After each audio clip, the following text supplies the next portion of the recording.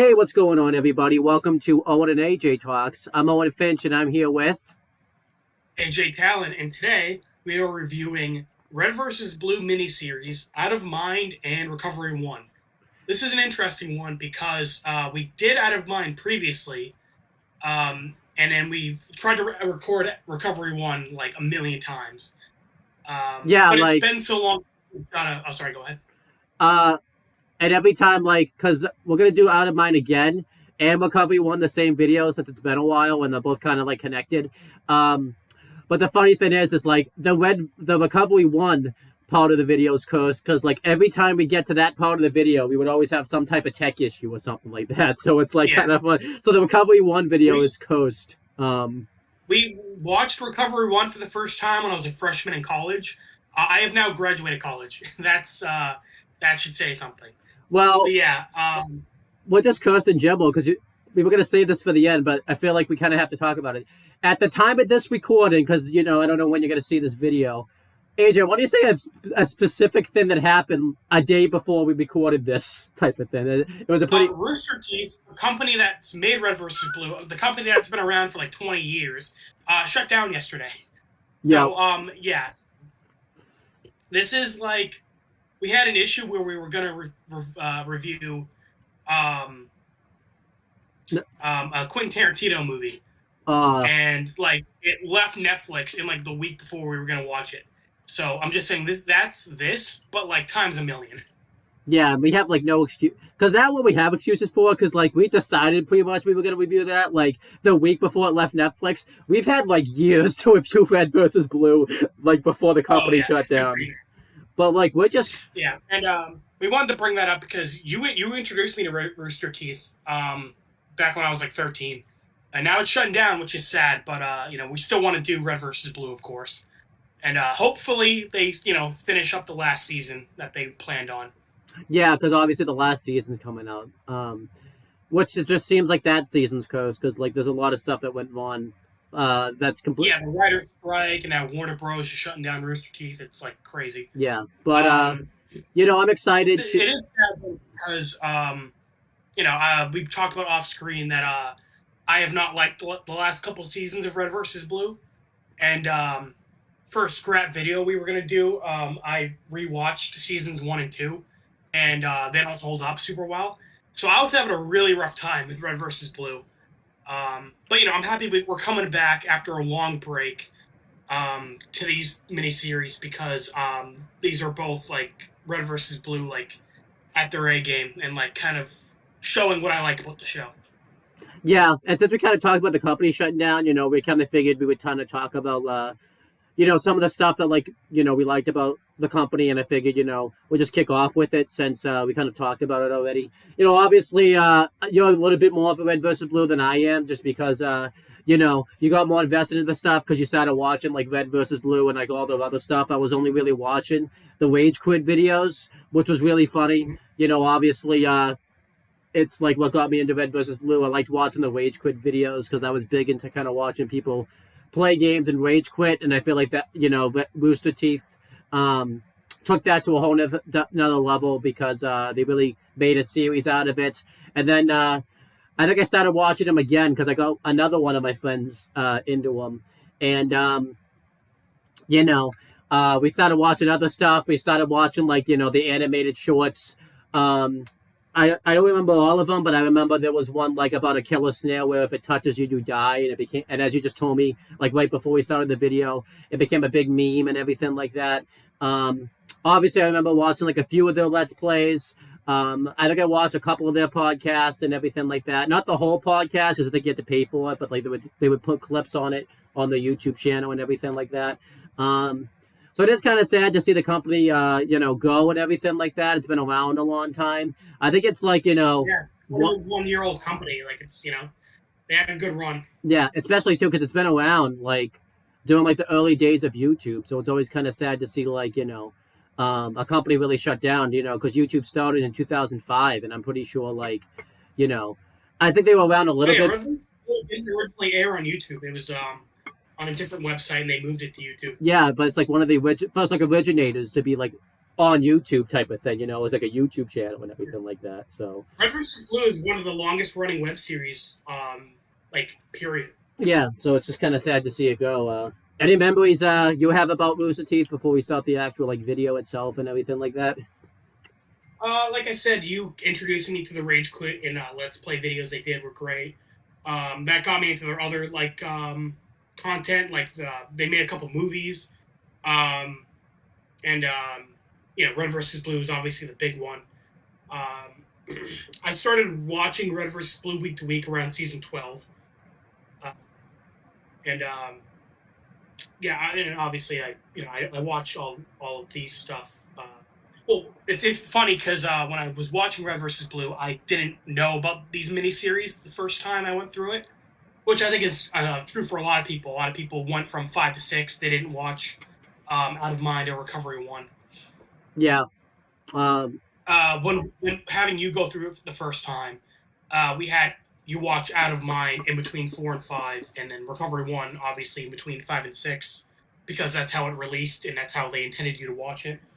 But it's in a way it's a good thing that we took a long break, because now we're doing Out of Mind and Recovery 1 together, since their stories happen like they lead directly into one another, and it's a big setup for the new season of Red versus or season 6 for Red versus Blue.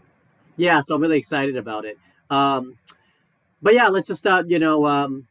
Talking about the Oh, episode. and one last thing about the company is like it was cool that like these miniseries in particular, I think did a good job showing what I liked about the show and the company in general.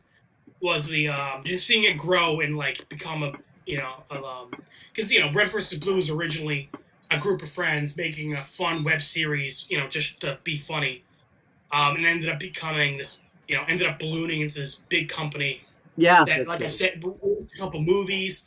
And Red versus Blue in particular, it's crazy. They had Elijah Wood as a voice actor in the later seasons. He's the main character in the Hobbit movies.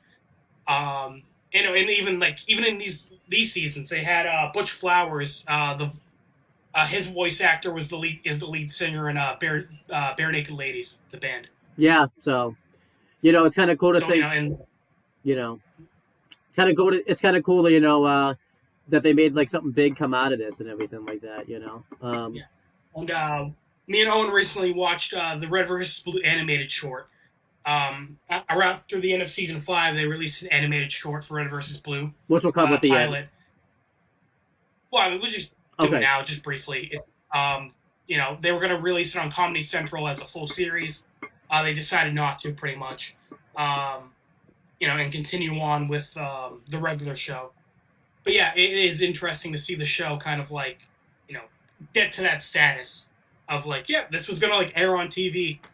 Yeah, And you looked it up. It yeah, was going to be on, like you said, going to be a Comedy Central, which was like a big network and everything like that. Yeah, I just think it's kind of cool, that it was going to be a series. From the animated show, we won't talk too much about it, but it looked really cool. It looked really nice. The fight scenes looked cool. The comedy was still pretty well done. Um, yeah, it was, like you said, it was interesting because it was about Church, Griffin, Simmons. yeah, so Because those three don't interact a whole lot up to the point where we're at. yeah. So it was really cool. I remember too, like when you showed me the short, I'm like, wait, well, you showed me like the clip of that. I was even like, wait, is that because I'm like, is that Church, Simmons, and Griff? I was like, it was kind of cool to see them interact with each other. You Yeah, know, yeah, I agree. um, obviously, I think we'll find out. I mean, but I'm gonna find out if it was for the best because I haven't seen season 6 and like the rest of the show yet. So like, is it a missed opportunity or not? Because I didn't even know. I definitely would have preferred both.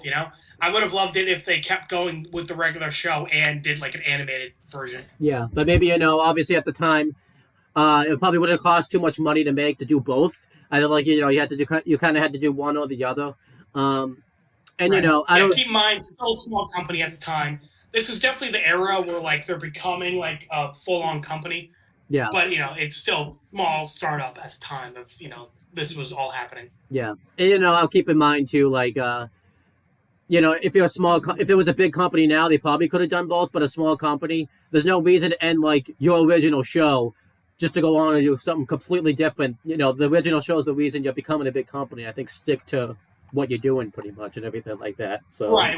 Like I think I mentioned to you before that like they like were look at the ratings and they were basically like they're actually doing better on the internet where they're making 100% of the profit compared to if they hired an animation studio and moved it to like a TV network. and it would have been a big risk too. Like say you know it was a flop in the ratings on the network and everything like that. Then they have nothing. Yeah, that could have killed the company. That's that's a big risk. I don't blame them for not taking it. Yeah. So. Yeah. But yeah, that's kind of everything. Yeah, very unfortunate the company shut down. I'm sure we'll like I said, they've done a couple movies. I'm sure we'll review some of them at some point on the podcast. Yeah, definitely. Yeah. Let's the thing we're talking about. Yeah. Let me just mute my text real quick because everyone's. It seems like anytime I like to do a video, I just get a ton of text messages for some reason. So yeah. Well, while you're doing that, I'll say Red vs. Blue, Out of Mind. It's a 5-episode miniseries released on June 16th, 2006. It was written by Bernie Burns, of course, the writer for the first 5 seasons of the show. The cast is Kathleen Zolch as Tex, Mark Hollum as Wyoming, Sean Duggan as was it York? York. Yep, York. I was just guessing on that too. Sorry. I figured it would have been York because York's in it. He's like a main character in this. So. Yeah. And Mark Bellman as Delta. Yeah, that makes sense. Yeah, I'll set the time. Also, 2 recurring voice actors from the main show and 2 new ones. Yeah, Ed Church is in this show. Whatever, we won't look up his voice actor, but because he's not. He's also Bernie Burns. Yeah, huh? Well, he's Bernie Burns, the guy who wrote and directed it. Okay. We'll just mention. I just wanted to mention, because he shows up like in a flashback. So Church is also here too. Right. But before we start, and then I'll save recovery one for when we get to that. Yeah. But before we start talking about the episode, we'll just mention this now because we're going to be mentioning this throughout the review, and then I'll set the timer. We've watched this many times, but I'm kind of glad we're redoing this video because so much went wrong the first time and everything like that. And I'll just mention this now. I watched this on my computer the first time around, and I think I just had a whole bunch of stuff going on around the time. I think we were trying to squeeze in this video and everything like that we were just getting shit wrong. So I'm kind of glad I was able to watch it again because I watched it on my TV where you could kind of see more what's going on. You can hear the voice actors better because I think you don't really want to watch this on a computer because even though the computer can be loud, I think it's better to watch this on a TV if you're going to watch it. Because we're going to mention a lot that, there's some certain things that I kept getting wrong and everything like that. And I think it's because too, I couldn't hear the voice actors as well. But watching it on TV and because we reviewed this the first time around, I'm like, yep, that it does make sense. That was actually what was going on. So, yeah. Now that we've done, there was a confusion from both of us watching it, but I think rewatching it was a good decision. But let's get right into the review. The Out of Mind opens up part 1. We see these 2 guys go in a home base pretty much. And I forgot what I watched. A red soldier and a blue soldier. We saw them in season 3 of Red vs. Blue. And I think it's kind of funny that they chose a red soldier and a blue soldier to be working together. Because obviously the whole show is called Red versus Blue, so it's kind of funny to think that they were kind of working together. They're going and they're kind of shooting the breeze a little bit, and then we see this figure pop up. This person has clearly made their armor go invisible, pretty much, because you can do that in the Halo games and everything like that. I actually haven't figured out how to do that in the Halo games yet. I don't know how to do that, so. Yeah, I've also played Halo since I did this the first time around for 1 day. But you mentioned it's been recent because the last time we did a Red vs. Blue video was 5 years ago. Well, I say recently since we try to record this the first time around is what I mean. So I know. I'm just saying, like, because again, like, if you're just watching these videos like back to back, there's a long gap, yeah. in between. But yeah, this figure ends up taking out these two people. One thing I did like, there was a little bit of comedy here where like one of them like realized like the figure was right behind them, but it was like too late for him to really do anything about it. So he ended up just getting taken out anyways. And we find out that this is Tex, and Tex is on the hunt for someone behind this home base, pretty much. And we find out that the person is Wyoming, pretty much. He breaks out of there with he's on a vehicle, pretty much. And this is pretty much when we find out that all of this is going on in between seasons 4 and 5. This is going on during, I think, probably like yeah, like the end of school, because so we find this is from when Tex chased after Wyoming in season 4. Yeah, and then when she showed back up in like at the end of season 4, beginning of season 5, she said she'd been gone a few weeks. So this is what she was doing while she was gone. Yeah, better way to explain it, because I think I explained it because this came out in between seasons 4 and 5, so that's a better explanation right there. Right. So yeah, and when I first saw this the first time around, I thought this was a jail base because, again, I think we talked about this because they're using like actual game footage. Obviously it's tough to tell what places are actually meant to be, and there was like a line in there where Tex mentions, oh, they must have someone special in there if they're locked up and everything like that. Wyoming has like a funny line where he mentions that like Tex saved him time because I thought he was going to try to break out of here, and I didn't really understand why he used a 4-wheeler to break out. So like right, and it turns out he was saying like thanks for killing them because payday was like tomorrow and he doesn't have to pay them anymore. Yeah, so I didn't realize when I watched this the first time I didn't realize what was going on, but then I really like Wyoming as a villain. He's just like such a piece of shit, Yeah, I like him a lot. Tex is trying to find out where Omega is because she doesn't really know that Omega has already jumped into someone. Because in the main show, I think Omega had jumped into Doc, from what I remember, right? Or is it? Yeah, he was in Doc, and then when he went back to Blood Gulch, he jumped into someone else, and obviously we found out that he jumped into the resurrected Butch Flowers. Yeah. So Tex doesn't know any of this has gone on because obviously this is taking place in between all that stuff, and Wyoming's not giving her any information, so he just drives off, and Tex, basically shoots a tracker onto the vehicle of Wyoming, so that way, she can track him and everything like that. We talked about when we tried to do this the first time. This was a funny joke that they did because obviously Church in the main show we try to like always aim at people and shoot at them, but because he can't really shoot, I'm not much better, so but for the show's purposes, because he's a lousy shooter and everything like that, he would miss the first time. But it's funny that Tex got it right away. So it's like one time Tex gets to use a sniper rifle, she hits it right away. But Wyoming planned for this. I think one of our favorite jokes was when Church kept missing the grenade. He was trying to shoot it out of the air, and he was like, "Fuck this horse shit." And then he was just like, you know what, screw it. I'm just going to go live in a cave. And then, but we find out, though, like, Wyoming anticipated this because he's, like, radioing to somebody. And we find out that, he's radioing to Omega. Again, I also haven't heard Omega's voice in a while, so, yeah. But, he's radioing to Omega, and we find out that they anticipated this. So, there's more on this later. So, you want to... that was the end of part 1. I thought, it ended at a good point. So, and obviously, too, they were doing this then because it takes place in part 1 where they tried to get like the Sherlock Holmes vibe because Tex was like narrating everything that was kind of like going on very Sherlock Holmes style way and everything like that, which was cool. Right. It was very interesting because, obviously we haven't like gotten Tex's POV really. The show has mainly been from like Church's or Tucker or Sarge and Simmons, like the Reds and Blues. We haven't gotten like Tex's point of view on like things and what she thinks. Yeah, which is interesting.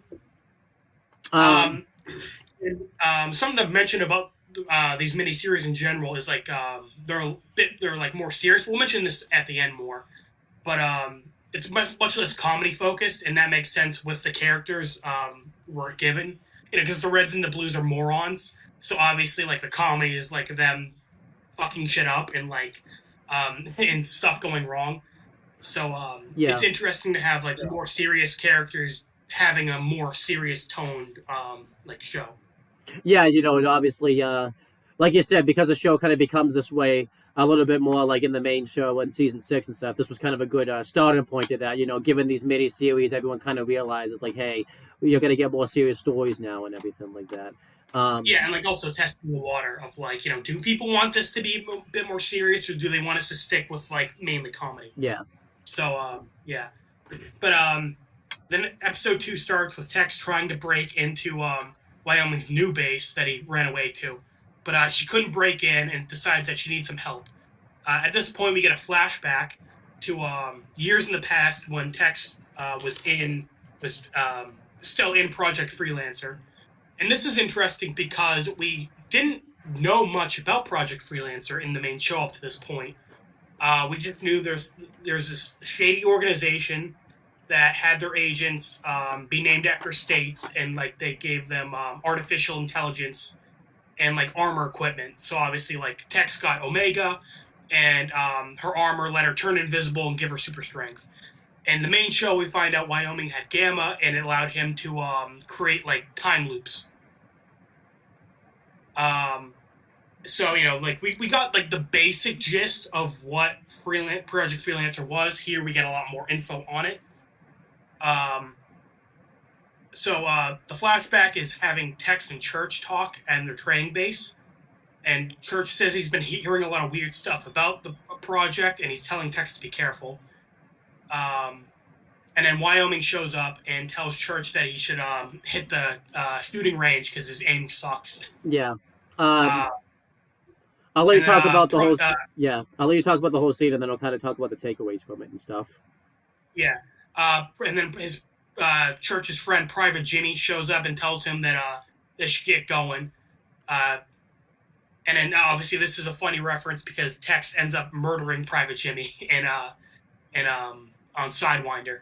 As Church said, she ripped his skull out of him and beat him to death with it. Yeah, and everyone's like, "How is that possible?" But they found a way. And he was like, "That's funny. That's exactly what he was screaming. This doesn't seem physically possible." Poor. Yeah, a couple takeaways I've noticed from this. I didn't really notice this when we did the video. Tried to do the video the first like 20 times we tried to do this. But like I didn't realize how discreet they were trying to be because Church wasn't even supposed to know about this, but I kind of noticed it more when they were talking about it. And there's also a continuity error here because they like mentioned that Wyoming was different before he had his AI put into him and everything like that. But in the flashback, he kind of seemed like he was like the same here and everything like that. Like, he didn't really seem like he was right. any He still different. seemed like later on when Tex and York are talking, they mention that an AI like ejecting your head without warning can like mess up your mind, and they mention that's what happened with Wyoming. But yeah, this flashback and like future flashbacks with Wyoming, he just still seems like a dick, like, and it's unfortunate because I think it could have been good for his character seeing him kind of have that heel turn of like he was a good person who the AI messed with his head. And it's ironic because Recovery 1 gives us basically a better version of that, where we see what happened with Washington and how having Epsilon kill itself in his head gave him like severe PTSD and trust issues. Yeah. I feel like we can't really fault this flashback for it because since Church was like a not a high ranking soldier and stuff, and obviously because he was a lame one, maybe he was trying to toughen him up or everything like that. But still, I kind of have to critique it though, just because it's really not good for his character that he was still kind of that it still seemed like that he was kind of still that way in the flashback and everything like that. So right. Like you said, like Church was like a low ranking soldier, so him giving Church shit, it's like fine.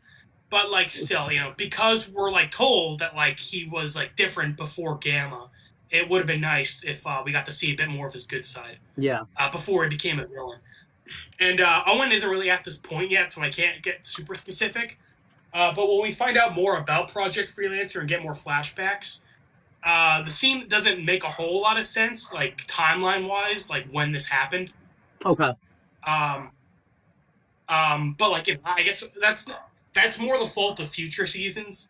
This is the first flashback, so like it's more so the fault of future stuff for not being consistent with this. Um, yeah. So yeah. Then we meet York. Um, because this was the end of the first part. After all of this stuff. Um, Real quick, we get a bit more from Tex in the flashback. She mentions that they started pulling the AIs out of the freelancer agents. In Recovery 1, we find out that's because of what happened with Agent Washington. yeah.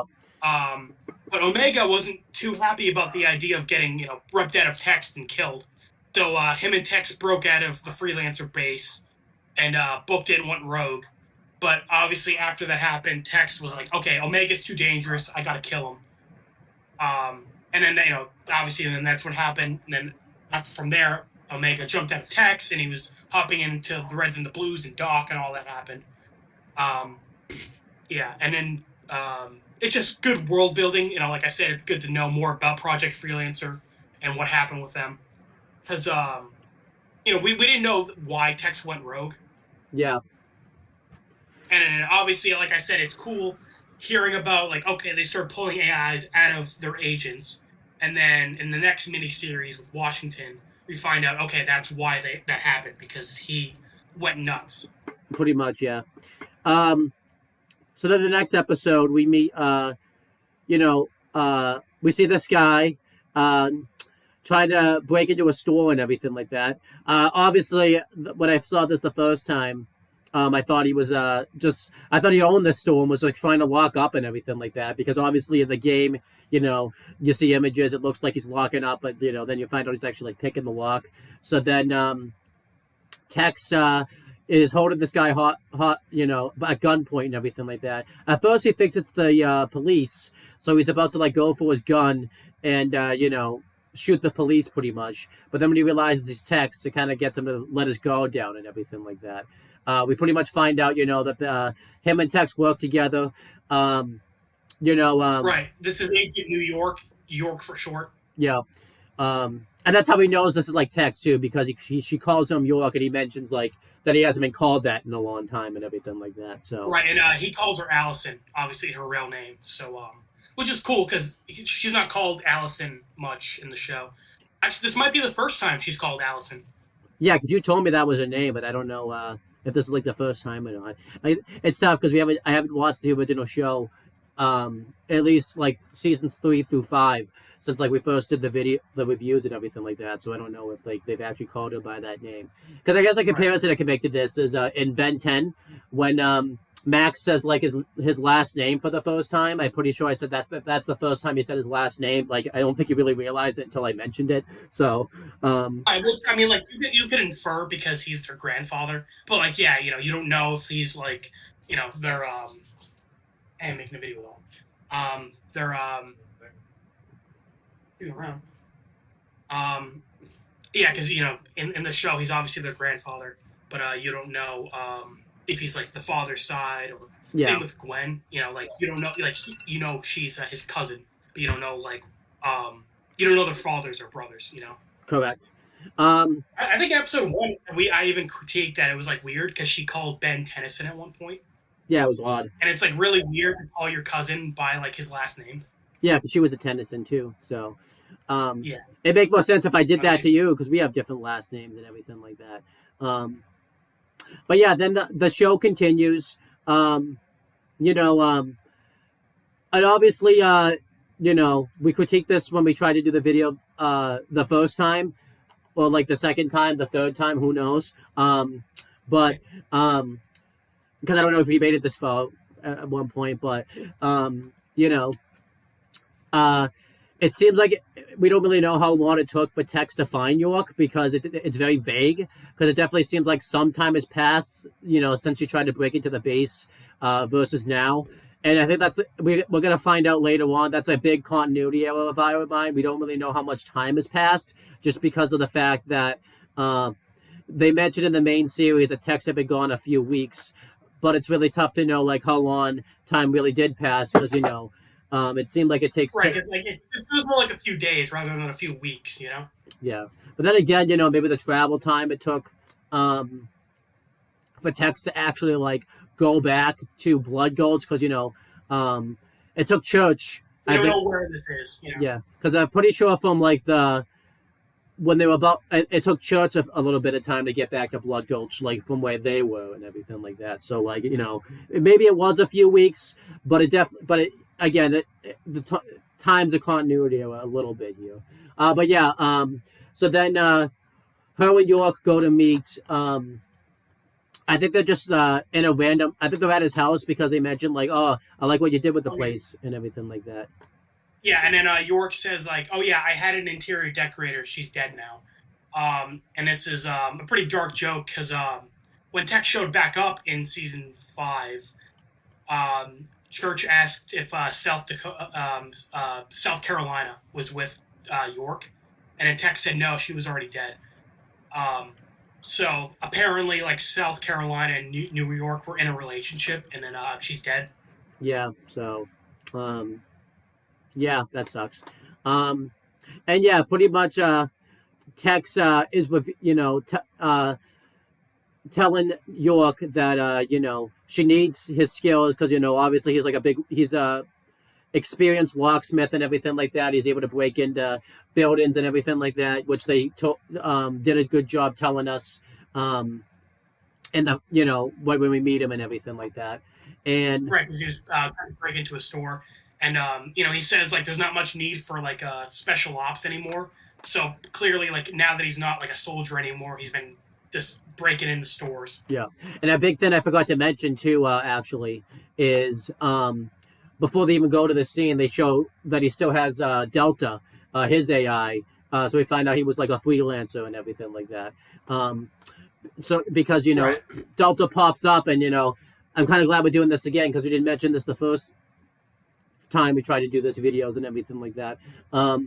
That we actually got to see like an AI like actually like appear like in a hologram and in a holographic way and everything like that and actually talk because Omega would just Right. talk. We didn't see what Omega actually looks like when he's not controlling someone, and Gamma was just like on the computer screen. We didn't actually see what he looked like outside of that. Yeah, so it was a cool thing that like they added to the show. Pretty much Delta is very different. He's very he thinks very statistically, and he's more of like an analytics type of AI and everything like that. But he doesn't really react on emotion and everything like that. And We but also like see the pattern of like the AI, so they're all named after the Greek alphabet. oh So yeah, Omega, Gamma, Delta, and Recovery 1, we find out about Theta and Epsilon. So these are all Greek letters. yeah.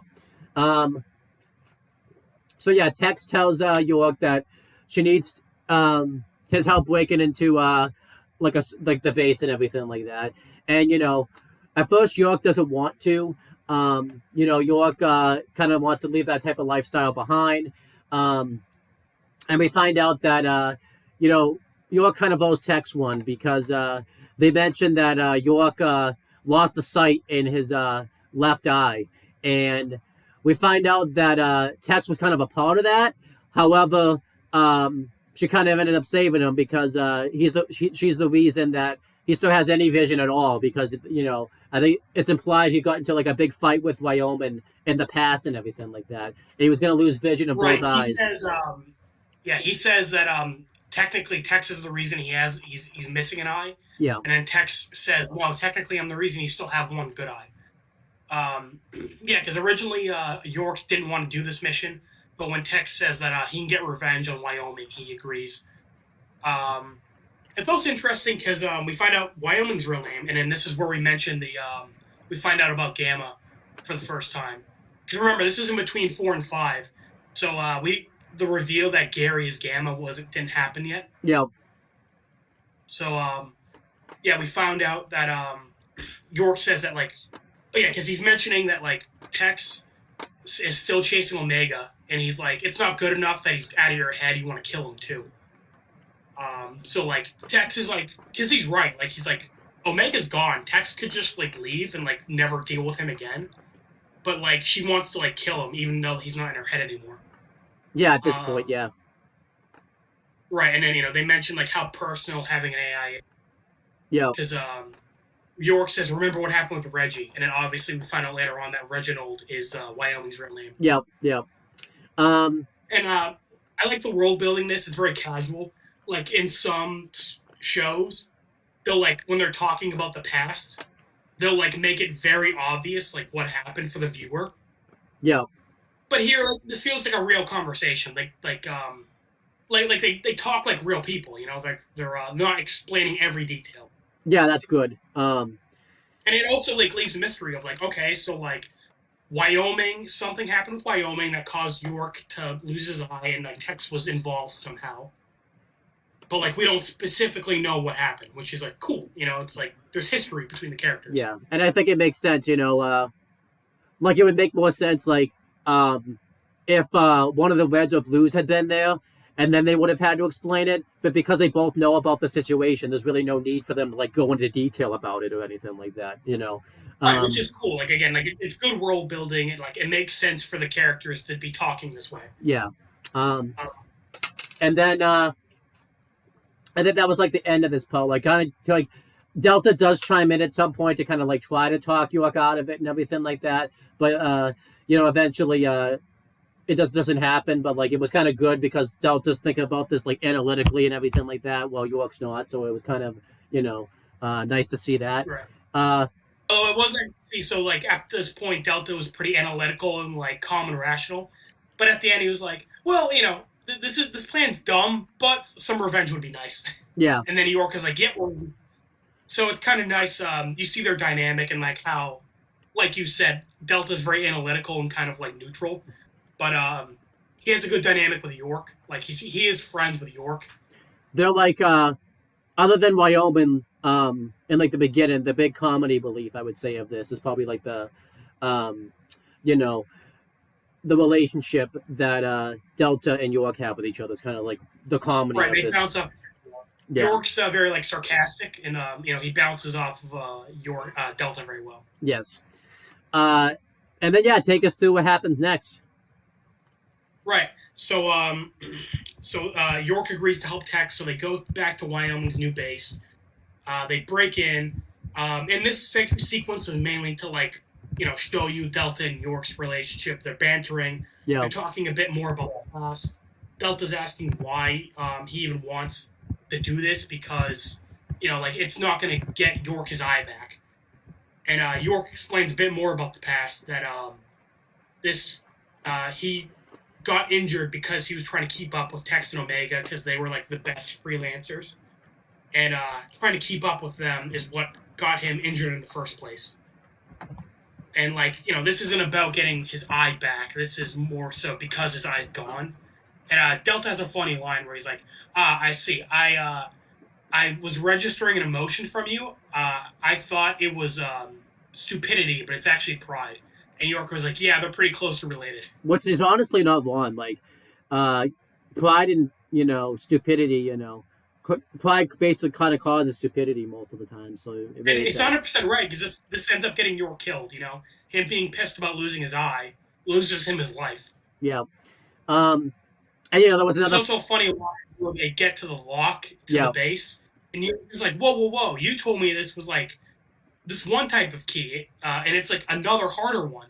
And Tex is like, "Well, can you not do it?" He's like, "No, of course I can do it. I just want you to know that I'm even more awesome because I can break in." Yeah, that sounds like a line you would definitely hear in like a sitcom and all that type of stuff, type of thing, like a Disney Channel, Nickelodeon, like sitcom and all that type of stuff, which is kind of cool. And to be fair, I would 100% do this. It's like, okay, I can still do this, but I want you to know it's even harder, so I'm even more awesome. Yeah, definitely.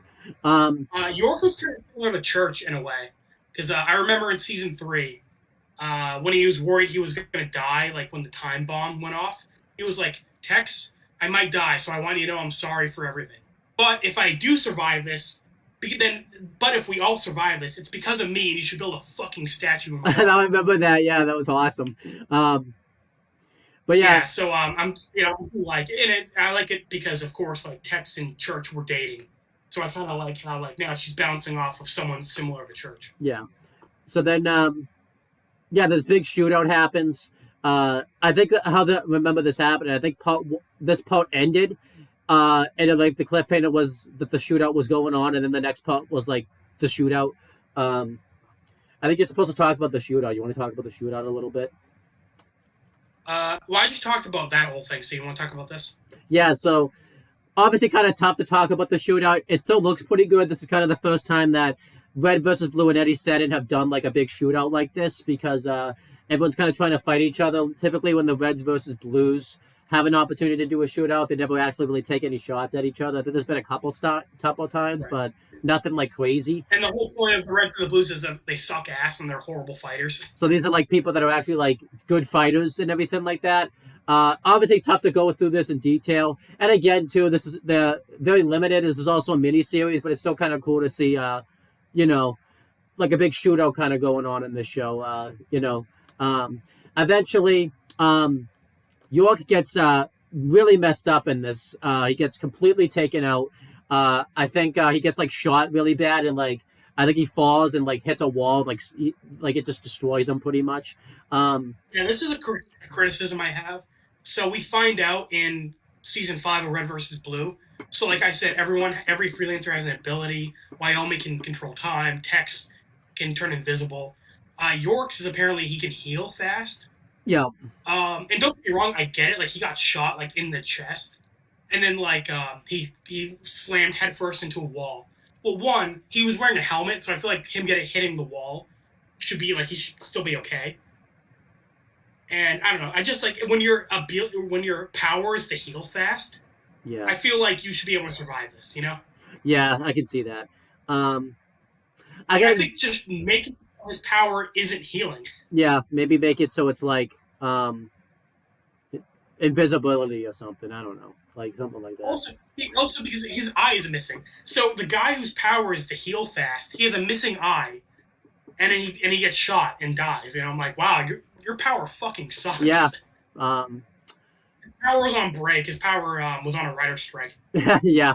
But taking that away, um, it was cool that it made sense that it was Wyoming that was the one that took him out. Because obviously he was there when he lost his eye and everything like that. And it was a part of that, so it made sense that it was him that took him out. Like mumbling is like, damn it, he got my left side. So obviously Wyoming knew his eye was injured. Yeah. So he aimed for his left side, his blind spot. Texan, you know, um, York are having like a little conversation. York finally gets knocked out, like he's just mumbling a little bit, and Delta reveals that Church pretty much not Church, York pretty much isn't going to survive this and all that type of stuff. He mentions that he has like enough healing power to last him a little bit, but that's only if Delta sticks with him. And Tex tries to get Delta to jump inside of her, but this is kind of cool. He doesn't want to because he's very loyal to York. He reveals that if he stays inside him, he'll have like enough healing power to stay alive, pretty much, and everything like that. Well, yeah, he says like he needs York needs Delta to keep his like pain meds. Yeah. So basically, he decided to stay with York until the end, so he didn't like die painfully. This was kind of cool because they really do a good job in this media series, like building up that Delta's more like analytical and all this stuff. He doesn't really react on emotions. So like Delta actually choosing to stay with York, like showed loyalty and everything like that. So it shows that he kind of started feeling emotions and everything like that. And this is important because this leads into Recovery 1. We find out that when the AI is inside of a freelancer when they die, their armor like wipes them, so like kills the AI. Yeah. Or that's what's supposed to happen. But then we find out Recovery 1 that like it's cheaper to like just have them shut down and not completely wipe them. Yeah. But yeah. So Delta was gonna die. So that it is like sweet. Yeah. That Delta was like gonna die to stay with York until the end. And then we have pretty much the end of the episode. You want to talk about it? Yeah. So the last thing Delta does with his power is create like a holographic version of Tex. So Wyoming is shooting at that, and this allows the real Tex to sneak up behind Wyoming and hold him at gunpoint. The last thing Delta says before he shuts down and like supposedly dies is that he wishes them both luck.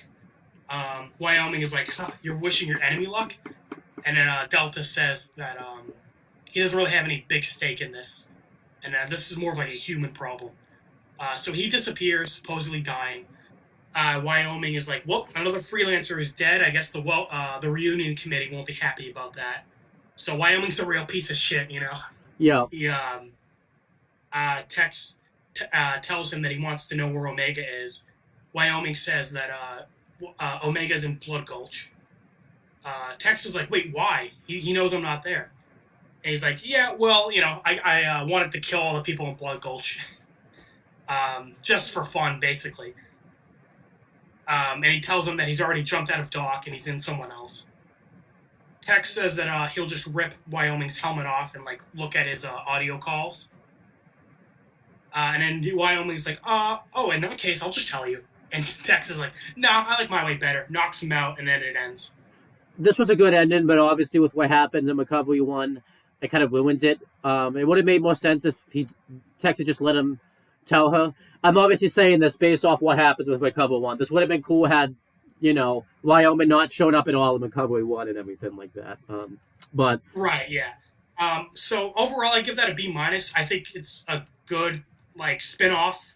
This was, like I said, the writers for Red vs. Blue trying something different, trying to tell a more serious story, using new characters, you know, away from the Reds and the Blues. I like it for world building, like seeing like there's other stuff going on besides like all the shit in Blood Gulch. Yeah, definitely. And it ties into, you know, Recovery 1 really well. Yeah, I like this. I'll give it a B- also. This was good stuff, you know, good. I thought they did a lot with this miniseries. And, you know, I really liked kind of seeing Red versus Blue take like this new approach of like kind of being a little bit more serious and everything like that. So that was and good. keep in mind, this is like all like 25 minutes altogether. So like they like start, you know, this story, like they did a lot in like the short runtime that it had. Yeah, pretty much. So yeah, now let's make sure of it. You know, we're officially going to talk about Recovery 1 now. You know, everything's working technology wise. So we're on a good path right now. This video, the second miniseries. Sorry, go ahead. I was gonna say this video is, you know, going a little longer than we wanted, but you know, I think because we talked a lot about, you know, stuff and everything like that. But you know, I set 2 timers for 15 minutes and we went over both times. I mean, we probably did this for about like 35 minutes. So you know, let's wow. Yeah, let's do. Well, anyway, let's do Recovery 1 now. Yeah. So same as before, written and directed by Bernie Burns. It was released on October 28th, 2007, and it finished airing on December 6th, 2007. The new voice actors are Shannon McCormick. He voices Agent Washington. And then Shannon Merlin, it was Agent South Dakota. Yeah, I thought they did a really good job with the voice actors. I do want to say the person who did Delta like sounded really good. I assume they edited his voice a bit so he would sound like that. Obviously, I don't think he threw his voice that way. Oh yeah, I was gonna say, I forgot to mention it. The like filter they put on him in Out of Mind to make him sound more robotic was a little annoying and Out of Mind. And then they used a different filter in Recovery 1 and like going forward. Yeah, I like this filter a lot more. It makes him sound like robotic, but like, you know, that like I guess that like, I don't know how to describe it. That like chirp, like after he finishes talking. Yeah, I agree. Like that's gone. I think that's better. But yeah, let's just start talking about this episode now. So Recovery 1, in terms of tone, like we said, Out of Mind was a bit more serious. Recovery 1, I think, does the tone even better. The musical sting that opens every episode, I think, was really good. It's the first real case of like good music in the show. Obviously, the theme song, the Blood Gulch Blues from the first 5 seasons, is good, but there hasn't been a lot of like music in the show lately. Yeah, not that I can really think of. I think this is kind of like the first like taste of that and all that type of stuff. So yeah, so you know, like I said, it's good. They're like experimenting a bit. They're using more music, and every episode starts with like a overhead shot of like a dead body on the ground. Plus So two, kind of immediately set. yeah. Plus two. Going back to the music, then again too, the just starting to reach the ground and becoming a big company. You know, when you're just kind of people just messing around, not really a big company. It's tough to get music and everything like that because of money and all that type of stuff. So, Right. you know, Funny story with Blood Gulch Blues, the theme song. Trocadero, the band, was a big fan of Red versus Blue, and they wanted to do a song for it. And they were basically like, Rooster Teeth were basically like, well, it costs us money. And they're like, no, we'll do it for free. And they're like, great. oh, that's cool. So yeah, they were basically the whole reason they have a theme song was because the band was a fan of the show and they would do it for free. Yeah, that's awesome. So, but So yeah, but I'm saying now that's like now that they're more of like a production, they can actually like pay for music. yeah, so that's awesome. But yeah, like I said, every episode starts with a dead body. First episode starts with the red and blue soldier in York from the shootout that happened at the end of Out of Mind. Episode 2 started off with North Dakota's dead body. Episode 3 started with South Dakota's quote unquote dead body. And episode 4 started off with Epsilon, like Washington thinking about Epsilon and his dead body. Yeah, so you know, death was a pretty big. It'll start a very bleak tone for Recovery 1, which I like it. Yeah. So I guess I'll talk about the beginning.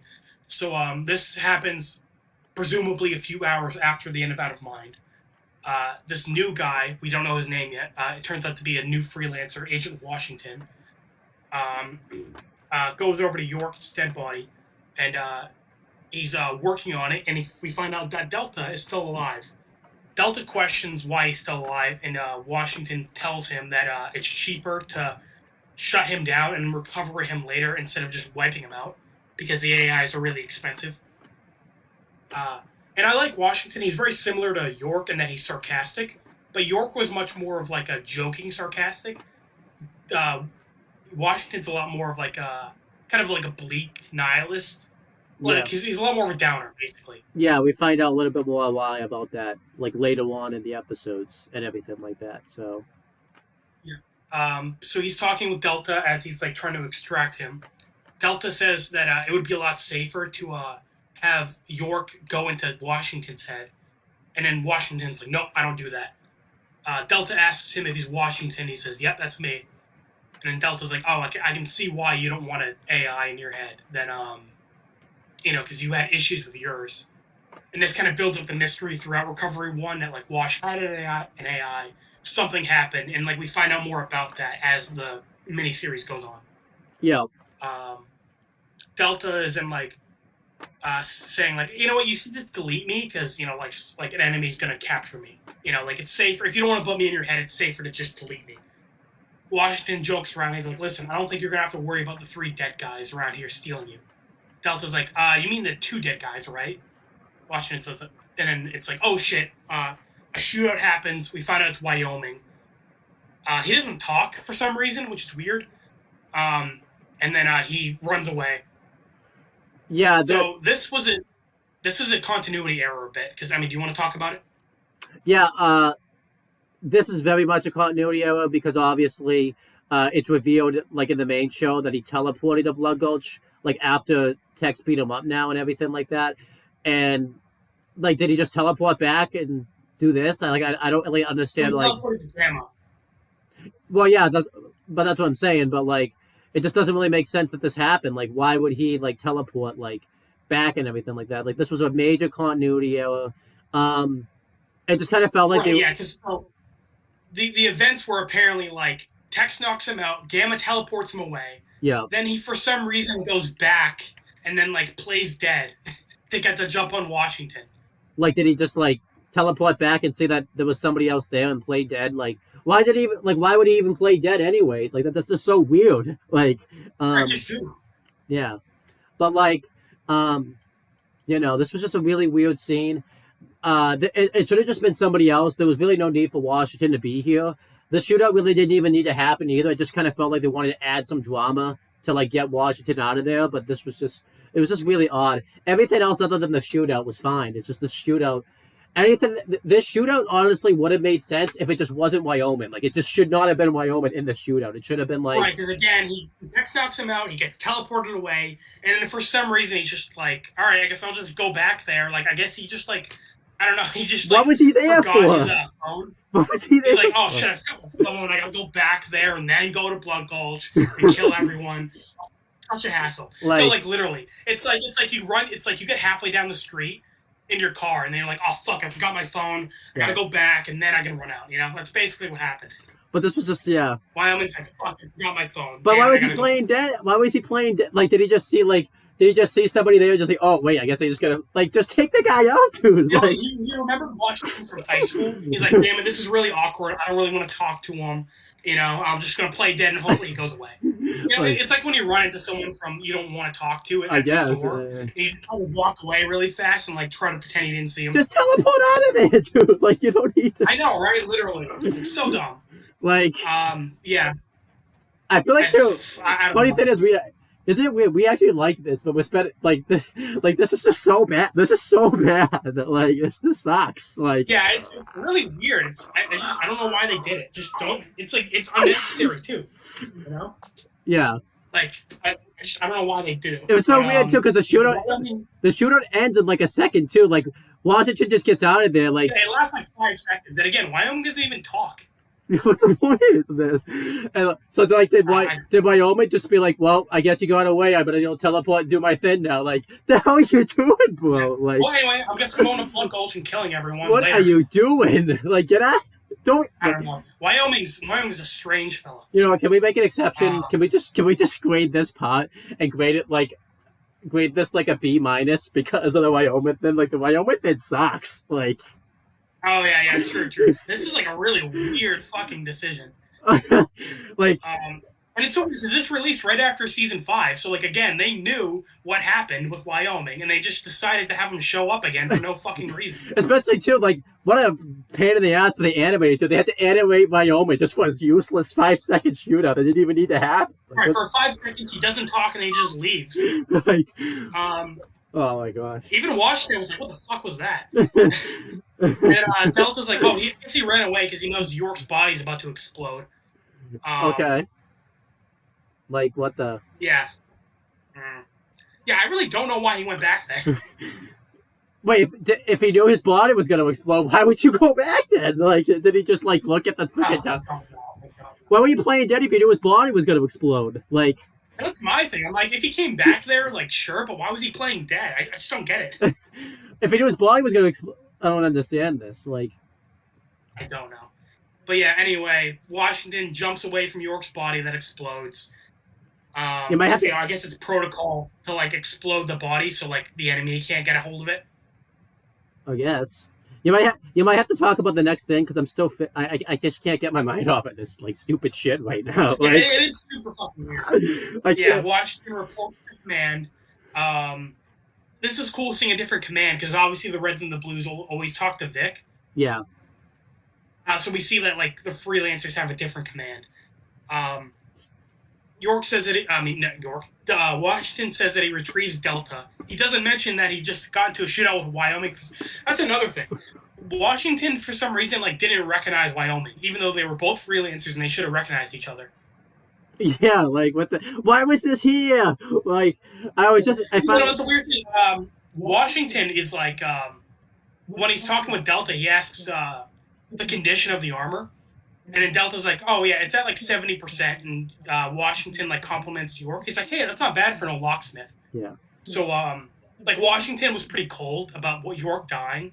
But, like, he was friends with York in the past. Right. So he gave him props. He's like, hey, you know, not bad. You kept your armor in good condition. I hate to keep putting up this Wyoming thing, but the thing why this shootout also sucked. I know we're gonna say, because this is a different story, but the shootout's just never brought up again. He doesn't mention, like, oh, I got in a shootout and all this stuff. Like, that's what I mean. Like, Washington never is like, hey, wait, that was Wyoming. Why is he here? Or, like, anything like that. He never brings it up again. So as cool as it is that this ends up being a separate story, like, you just got in a shootout, bro. You got into a shootout, and they're like... He doesn't even tell command. He tells command, by the way, I got Delta. He didn't mention, oh, hey, Wyoming fucking shot at me. That's really weird. Yeah, like... Oh my gosh. So I don't know. This It feels shootout. like important information. By the way, this shootout. What the funny thing is, when we did this video like several times, we didn't get that mad about the shootout. This shootout, like I feel like we got more mad about it this time than any other time. Yeah, like, this is another like Takeda situation in Death Note 2. It's like we're fine talking about it, but as soon as the video starts, we're like, holy shit, this is fucking dumb. the shootout sucks. Like, yeah, well, it's really weird. It's just unnecessary. It was animated well, I guess that was good, but like the shootout just didn't need to. The shootout just don't make it like. It lasts like 5 seconds and then he runs away. I don't get it. But yeah, I'm ready to talk about the next episode now. So there's more. Washington leaves the base. He tells Command that he has Delta, and then Command tells him that another freelancer has died, and he needs to go retrieve her. Because So Washington's codename's Washington. He also has another codename, Recovery One. Yeah. So Washington apparently is going around. Washington says like, "Oh my God, that's the 5th freelancer this month that's died." So apparently Washington is going around and like retrieving to like the sites of different freelancers that have died. Yeah, I want to mention too because like I didn't realize this when we tried recording this before and everything like that. When we like see anytime we see Delta in the show, at least in this part of the episode, anyways. But like I thought originally he was inside Washington. But that wasn't the case. He was just in like a containment box and everything like that, you know. Which makes sense because like a big thing is Washington is like isn't having an AI in his head. Yeah, and I felt like the editors when they edited Delta and like did a good job with this because when you saw Delta like before, he was always right next to York to show that he was inside him, but like when you see him, he's just kind of like he'd just be like standing around on something or whatever like that. Right, he's farther away from Washington. Yeah, that's a good point. Good like visual telling. Yeah. So that was the end of that was the end of part 1. Other than 5 seconds of it, it was good stuff. Right. It's like again, it's like it doesn't even like destroy the thing or anything. It's just like super weird and like it doesn't matter. You know? I mean, all they had to do, by the way, was I think they wanted some extra drama in there, they could have just said, "Oh yeah, by the way, this is gonna blow up in like 5 seconds." And he's like, "Oh, quick, like that would have been the drama right there. You didn't need to do like this like shootout or anything like that." Right, and again, it just doesn't matter. Like they never mention it again. Yeah. Like if you cut that out, it doesn't change anything. Yeah, you didn't need that. And I think you know what pissed me off because then you mentioned there's more stuff. I was like, "Oh wait, there's more." It's not even like the end of the pod or anything like that. Like they just kind of move on from it. Like it's right, like it's not even like a cliffhanger. Like, oh my God, there's a shootout. Like no, it's just like it happens and it ends, and then they keep going like nothing happened. Yeah, like he's not like out of breath or anything like that too. Like you just got in the shootout. You're not out of breath. You're not like Yeah, he's chill. And again, like he worked with Wyoming in the past, and he doesn't even recognize him. I'm like, what the fuck? Yeah. And again, like he's not even like, oh my God, that was Wyoming. What the fuck? Why is he shooting at me? Yeah, and why does Wyoming just not? Why didn't he just go take him out or anything like that? Like he just like let this slide. Like I feel this felt out of character for Wyoming too because like he's not someone that like would allow someone to escape a shootout type of thing. I feel like he would like feel like he would want to get like the last laugh and all that type. I guess not though. So yeah, I guess he didn't give a shit. I guess he's like, well, I better go to Blunt Gulch and die. Yeah. And if he wasn't going to be in the show, because I actually forget what happens to Wyoming. He dies at the end of season 5, right? Or like Tucker stabs him. Yeah, so like, what was the point of putting him back if he's gone by this point? This is in between seasons. This is this is after season 5, so like they already killed him at this point. Yeah, so why put him? Like he doesn't even talk. Like if he talked, maybe, but like he just doesn't do anything. He shoots at Wash and then he runs away. Yeah, I don't get it. But anyhow, let's go to part 2 because like. This video is going to go longer than we want because we spent like half of the video now talking about like the stupidity of this scene. To be fair, it is really fucking dumb. I mean, my thing is like, why was he playing dead? Just go up to Wash and kill him. Like, why the fuck are you playing dead? I don't know. You realize the time I just went off. Most of that 15 minutes was us talking about this Wyoming shootout. Wyoming, yeah. No more time. It's done. But yeah, anyway, some time has passed. We cut to the next site of the freelancer's death. So apparently, like I said, York is an outlier. Delta even brings this up later. Washington assumed that like whatever has been killing freelancers also killed York. And he's like, it's weird that he didn't like take Delta, because apparently whatever's killing freelancers has been taking their armor ability, so like their superpower, and their AIs. And he's like, but for some reason he didn't take Delta. And then Delta's like, oh no, what happened with me was like a separate thing. Yeah, so I like that. It's good. Good world building. Interesting because aside from Wyoming showing up out of fucking nowhere, that's like the only reference to like what's going on with the Reds and Blues. Like this is like a separate thing. Yeah, I like that. I like it when sometimes shows have like separate stuff go on, like that isn't connected to like the main story. Like example of that, even though they'll have a crossover every now and then, like in Better Call Saul, like the criminal stuff with like Mike and Gus will be separate from the lawyer stuff type of thing. So it's like they're never really connected most of the time. Right, or like also in Breaking Bad, like Jesse and Walter will have their own little plot lines that will like occasionally like butt together. Yeah, like a lot of the Jane stuff was separate from Walter until the end. Yeah, so it's kind of cool. Like this was like so, again, this is cool how like this is like going on alongside season 5. Yeah, but like the only thing that intersects is like Wyoming and Delta. Don't talk. Everything else is like thing. We're not talking about that anymore. It's done. Like, yeah. But yeah, then I think I'm ready to talk about this now. I moved on from the Wyoming thing. Yeah, it's all out of your system. The next part opens up, and we see a freelancer who was a freelancer at one point. I mean, we don't know this yet, but we see someone standing over someone's dead body, and Washington comes over. There's so many state names I have to remember, so that's why it takes me a minute to remember them. Well, they're twins, so like there's only so many states that are the same name. Well, I was trying to remember Washington's name for a minute because we've been saying so many other states. I thought you were trying to remember the Dakotas. But Washington comes up, and basically South Dakota reveals that she just like stepped away for a minute, and then all of a sudden she heard North Dakota get taken out. And it's revealed that they're twins. I think kind of like this, even though it's to me it was funny, but it wasn't like an actual funny bit in the show. It's funny that they made like North and South Dakota twins, because obviously North, South Dakota, I thought that was kind of funny that they were twins. Well, it's also like a little sad at the end where before they blow up North Dakota's body, because obviously we found out like last episode that like you blow up a freelancer's body when they die to like erase evidence. Yeah. She's talking about how she always hated being a twin as a kid because like their parents dressed them up the same when they were always together, and even when they like joined the military, Project Freelancer like put them together. Yeah.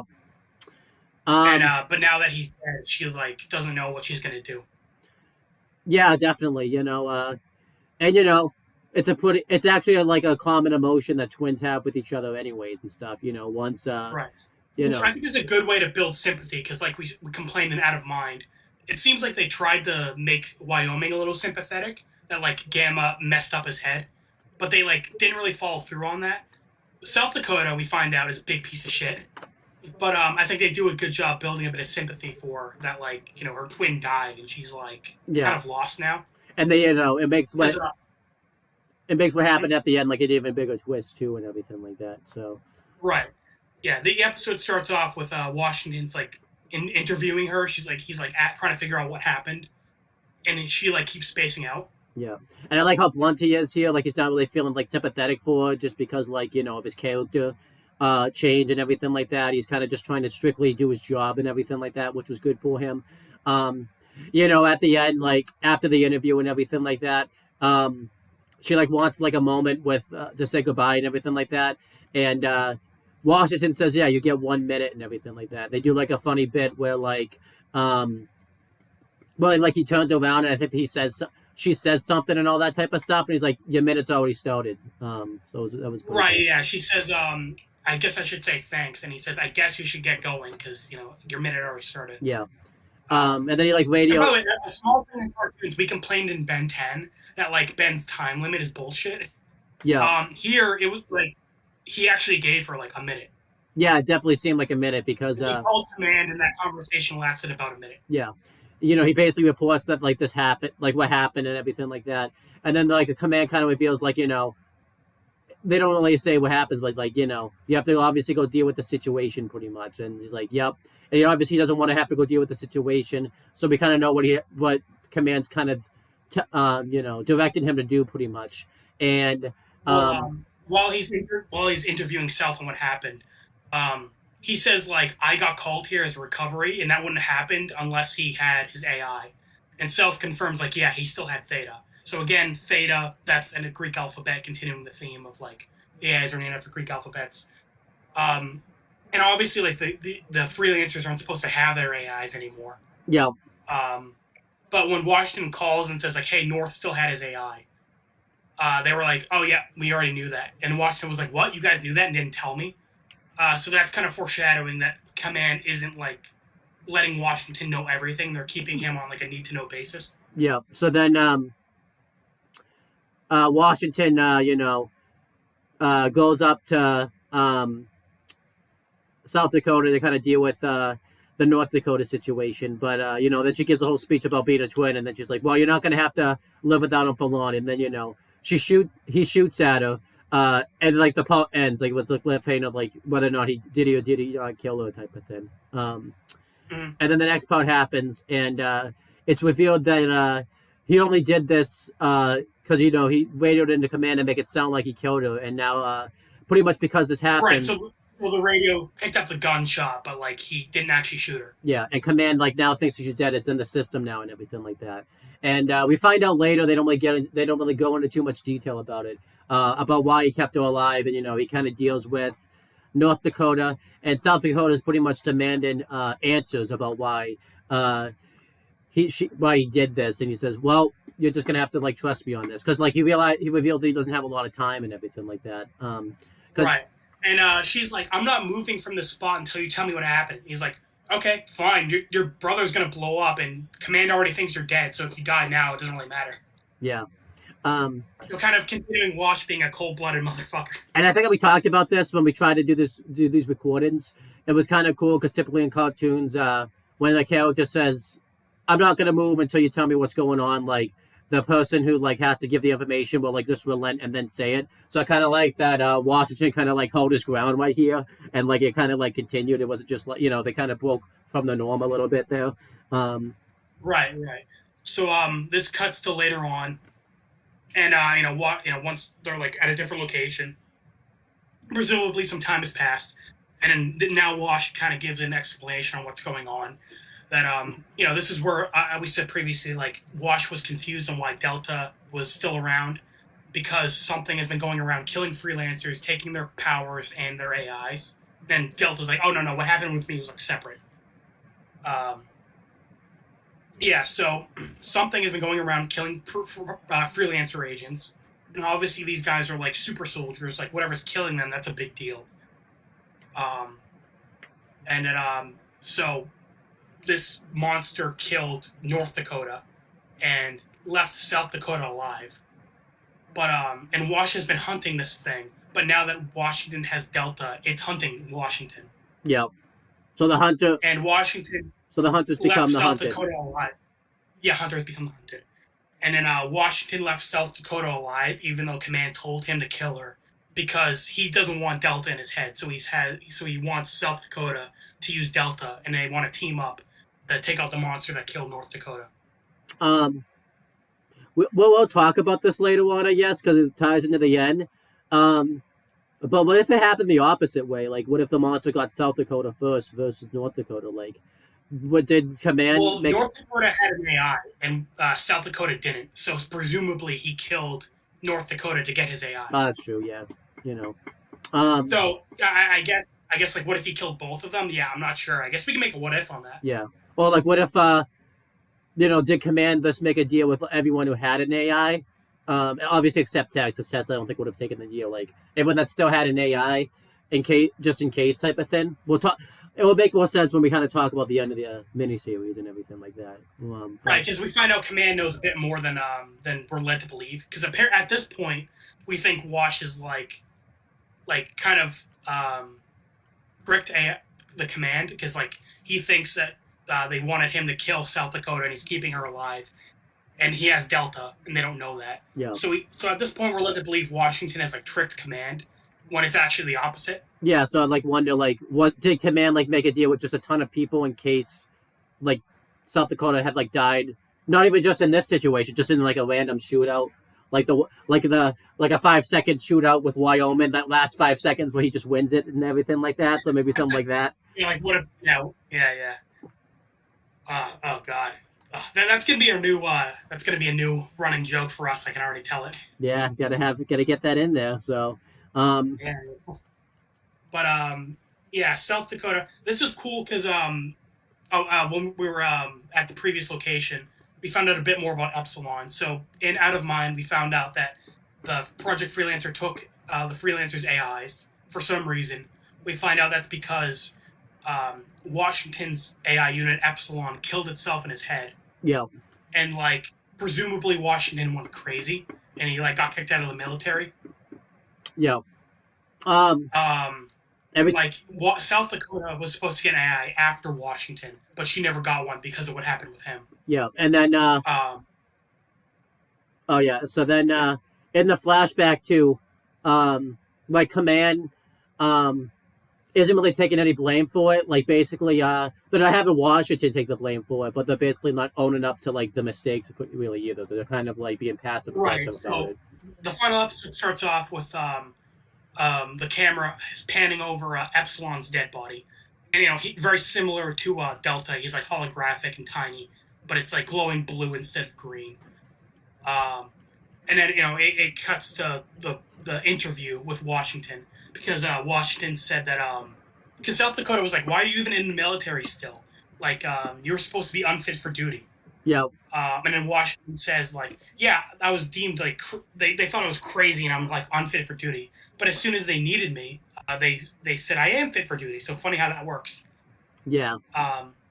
What I like about Wash, he's very like bleak and like he's like basically like, yep, they kicked me out, but as soon as they needed me, they brought me back. I mean, that's kind of how any job works too. Like they'll fire you until they need you, type of thing. Right. And the reason he is Recovery 1 is because of what happened with Epsilon. Like he's not going to steal AIs. Yeah. And that's a really good call, because we find out that the other recovery unit they trusted to not steal an AI stole an AI. Yeah, so that worked out really well. Using Washington was a smart call. But the interview with the counselor before Washington started as Recovery 1 was asking him if he still thinks about Epsilon.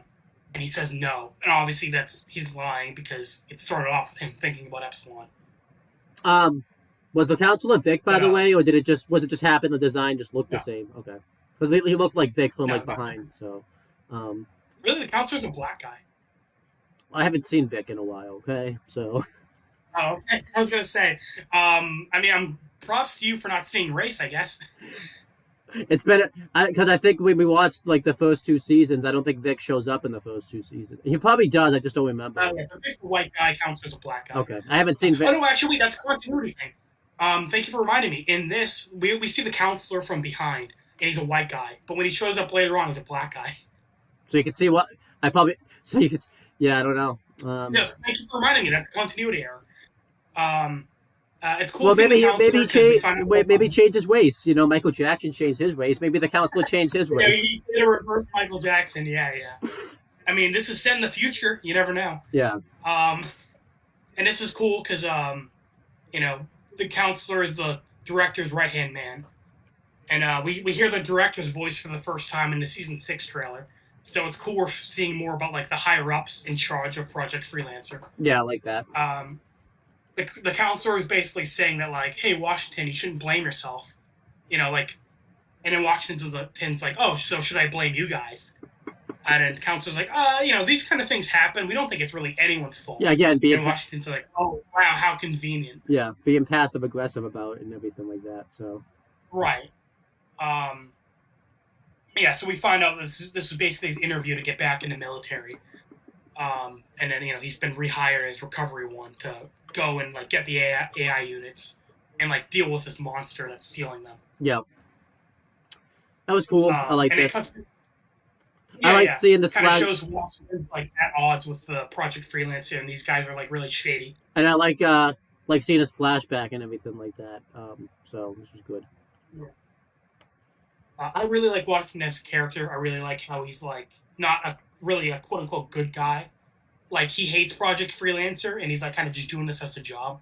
Yeah, I kind Uh, of wish um, even though like we got enough of them in like the main like in the series, it would have been awesome if you could have crossed over to like the main series and everything like that. That would have been yeah, great. Um, I agree. I mean, we'll probably see Um, we could see him again, obviously in those like flashbacks and stuff. But it would have been awesome to see him like in this character. You know, right, I was gonna say because like we do find out more about him, but like yeah, obviously like flashback stuff. yeah, Um, um, and in the flashback stuff, we kind of see Delta kind of hinted at it that Washington kept South Dakota around because he wants help fighting the monster, and Delta's like, yeah, this monster killed York, this monster killed North Dakota, and like a bunch of other freelancers who were like way better than Washington, and then Washington was like embarrassed and he's like, yep, thanks Delta, appreciate it. yeah, So Washington was kind of like one of the weaker freelancers, like he was kind of the rookie, like among the freelancers. We see in flashbacks he was like the youngest. yeah. And he was like kind of the comic relief of the group. Oh, so that would have been And awesome. I'm looking forward to when we see those flashbacks because like obviously present day he's like super bitter and he has like a ton of PTSD. Yeah, so that's kind of cool. Yeah, so like again, I wish they did that with Wyoming because like Wyoming they were like, yeah, he got messed up by his AI, but we like he seems like a dick present and past. Yeah, I think it's just really For weird. Washington, I think they do a really good job showing in the past he was kind of like the the rookie nice guy, and now present day he's like super bitter. Yeah, it's just I like that they actually followed through with these character traits with like South Dakota, and Washington, like made them. Right. So I think that's part of why Recovery One I think is a bit better than Out of Mind. I agree. Aside from the dumb shootout, it's overall I'd say it's better. Yeah. But yeah, and then we get to the final part. The monster has caught up to Washington. Like you said, the hunted has become the hunter. South Dakota has reverse of that. Hunters become the hunted.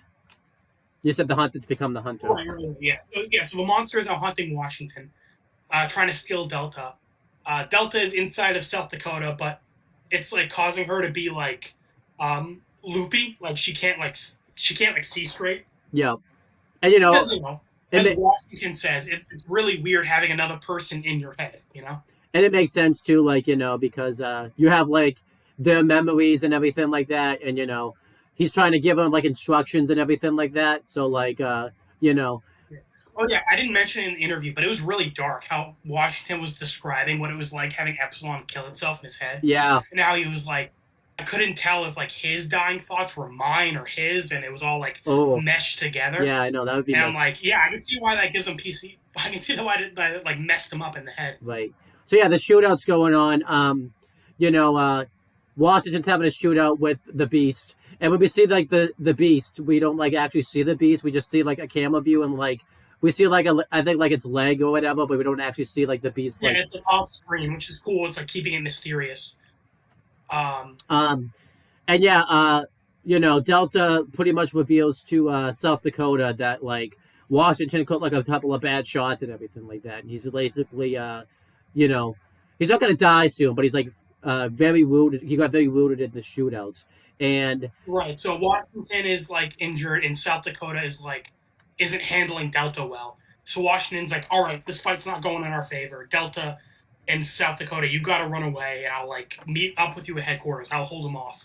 Yeah, and what I liked about this is like he gets up to like hold him off because he points him out to like a ship too that like she can get it and everything like that, and she ends up shooting and pretty much killing Washington. And obviously I like this because you could tell this was on purpose. This wasn't like her freaking out or anything like that because like it's funny because Delta started freaking out and he's like, oh my god, friendly fire, and then South Dakota's like, calm down, I did this on purpose. But like graphic wise they did a really good job because it showed her like freaking out, and then like the tone immediately changes like right when she shot like Washington like and everything like that.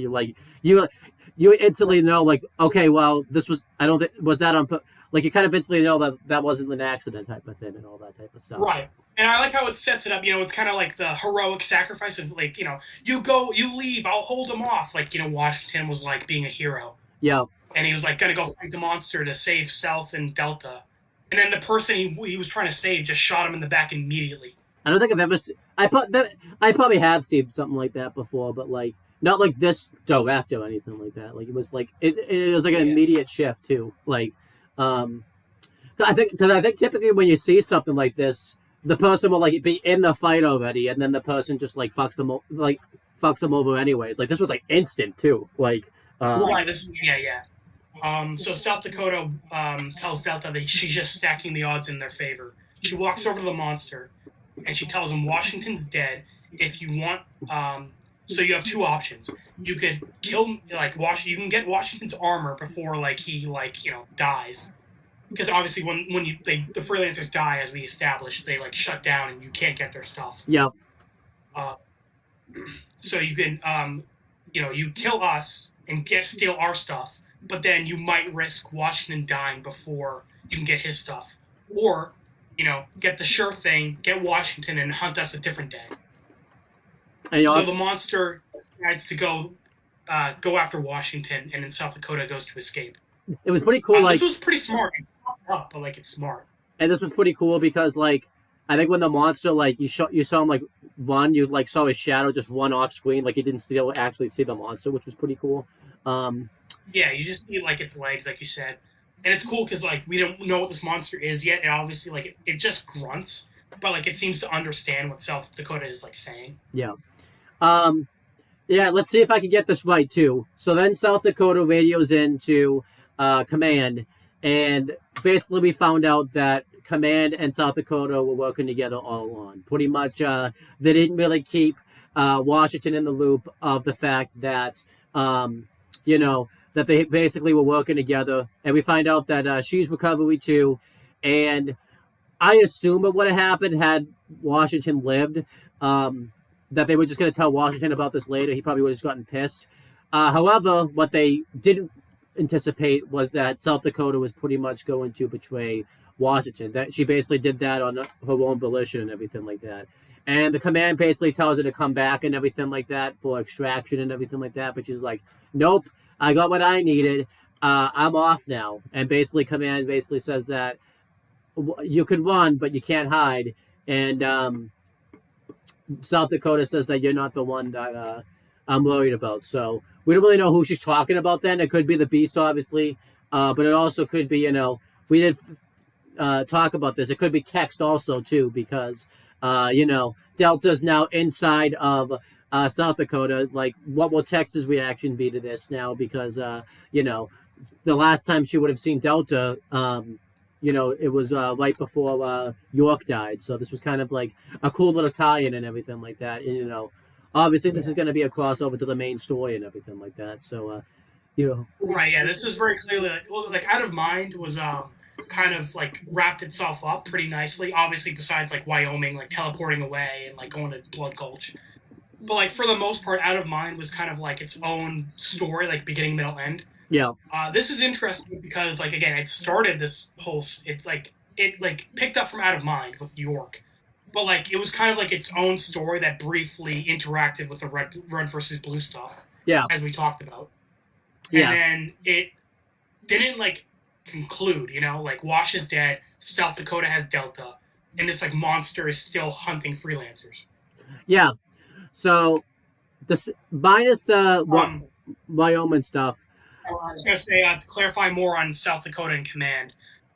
Like you said, yeah, it seems South Dakota says Washington died. She didn't say she killed him.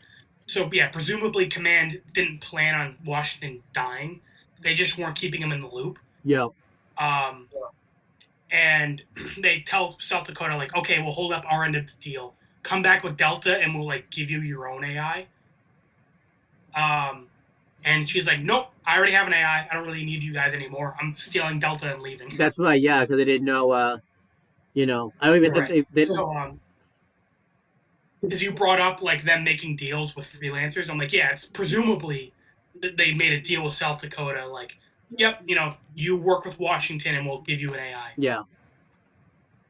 Yeah, but I was trying to say earlier too, like, because it just seemed a little coincidental that it happened to be like South Dakota who ended up stabbing him in the back. Like, did they make deal with other people that were freelancers just in case like South Dakota got into like a really bad like died in like another battle or If South something like Dakota that? died, they make deals with other freelancers.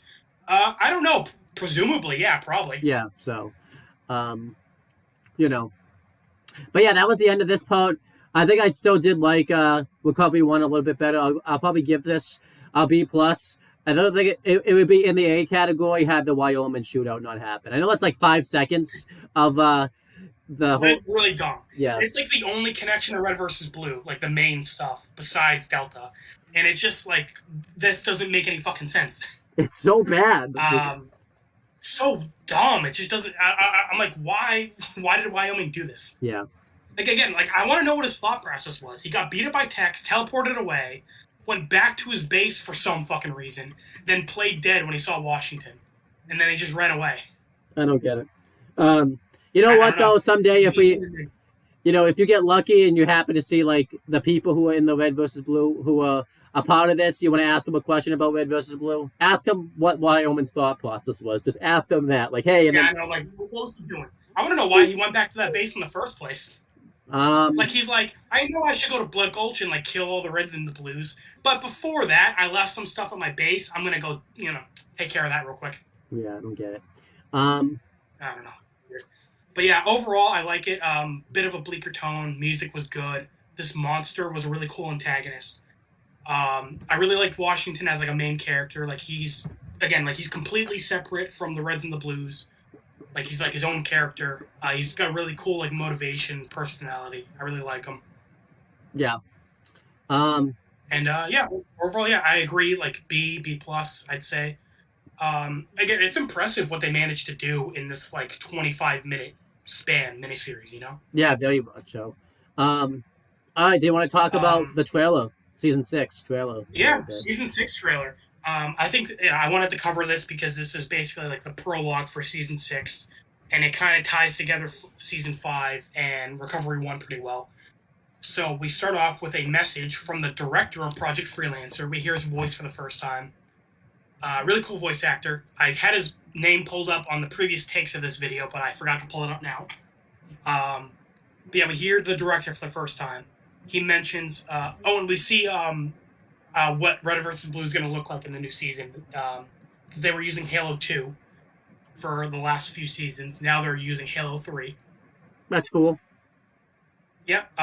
We cut to a ship that crashed at a new Red and Blue base. And then obviously this is the ship that Tex took at the end of season 5 that Andy blew up. So after Andy blew up, it crashed here. Um, the Project Freelancer sent out recovery agents, so obviously similar to Wash, to check out the situation. But when the recovery units went there to investigate the ship, this monster from Recovery 1 attacked them. And we found out that apparently Project Freelancer knows about this monster, as they're addressing the chairman, and he says that the chairman is accusing him of like knowing about this monster, and like that they could have prevented this, but they didn't. And I really like his line that ended the trailer. It was shot like a horror movie as well. Like you see like a found footage Yeah, of like monster attacking the agents, and it's like they're like dying, and you're seeing it like from their point of view. yeah, it was awesome. And similar to Recovery 1, like we only see bits of the monster. We don't see like it in full view. Um, the director says that our agency isn't dealing with what could have been; it is dealing with what is until it is no more. Oh, that was such a great Uh, line. Yeah, yeah, I really liked it, and it kind of shows who the director is as a person. Very shady individual who's kind of like ends justify the means kind of person. And we see that on this base that the monster attacked, it left writing on the wall saying, "We are the meta." yeah. So yeah, I really like this. Also really cool. So obviously, this monster is called the meta, and it addresses itself as we and not like I. So that's really interesting. Yeah, so like it's interesting like what the monster is and everything like that. But I really liked the season 6 trailer. It really got the tone really great. Like it shows it's still not going to be like a serious, like it's still not, it's going to be like more of a serious story now and everything like that. Um, so yeah, it gets you excited to watch the show, which is what a trailer should do. It should get you excited. So All right, and like I said, it's a good prologue. It ties into season 5 in Recovery 1, so we find out like, because obviously at the end of season 5 we don't know what happened with Tex. The ship blew up. We don't know what happened to her. right, So now the ship landed here. yeah. So and obviously now we know the monster is still out there and it's like attacking freelancer bases. yeah, so yeah. Um, I liked the trailer. I give the trailer a B, really solid. Very good, very solid stuff. Um, that's pretty much the end of this video. We have Yeah, nothing. this went longer than we thought, but still, I'm proud of that we finally got it done. Well, Hopefully, hopefully, everything will. yeah. I still gotta. I still gotta send it over. So don't jinx us. But yeah, that's pretty much it, guys. We're gonna end this video now. Is there anything you want to plug or promote? Nope. I was gone for a month, so I didn't have time to work on any of the videos I was already working on. So I got to get back to that. Yeah. And that's pretty much it on my end. You can check out other channels, other videos on this channel. I don't know what they'll be, but you can check them out, and then you can check out all the videos on my Wrestling Fortune 44 channel and Casual Mania channel. And that's pretty much it, guys. And we will talk to you guys later.